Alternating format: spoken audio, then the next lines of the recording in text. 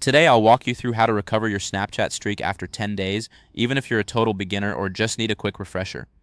By the end of this guide, you'll know exactly how to restore your streak so you can keep those fun conversations going with your friends. First things first, make sure your Snapchat app is updated.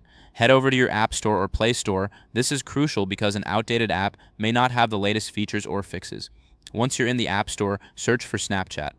If you see an update option, go ahead and tap that to ensure you're using the latest version. This can make a big difference in your recovery process. After updating, open your Snapchat app. You should be greeted by the familiar camera screen.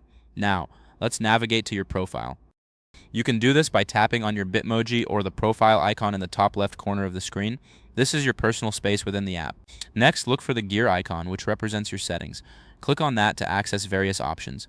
Now, scroll down until you see the Help Center. This is where you'll find support for various issues, including streak recovery. Once you're in the Help Center, click on I lost my streak. This option is specifically designed for users who have experienced issues with their streaks. Now, you'll see a highlighted text that says this form. Click on that to access the recovery form. Don't worry if your dashboard looks slightly different, the steps should be similar. Fill out the form with the necessary details, including your username and any relevant information about your lost streak. Once you've completed the form, submit it. The Snapchat team will review your request, and if everything checks out, your streak will be restored.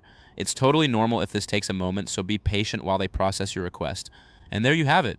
You've successfully learned how to recover your Snapchat streak after 10 days. Remember, keeping your app updated and knowing where to find help can save you a lot of frustration in the future. If this helped you out, please give the video a thumbs up. If you run into any issues, leave a comment below. Subscribe for more actionable guides. Thanks for watching.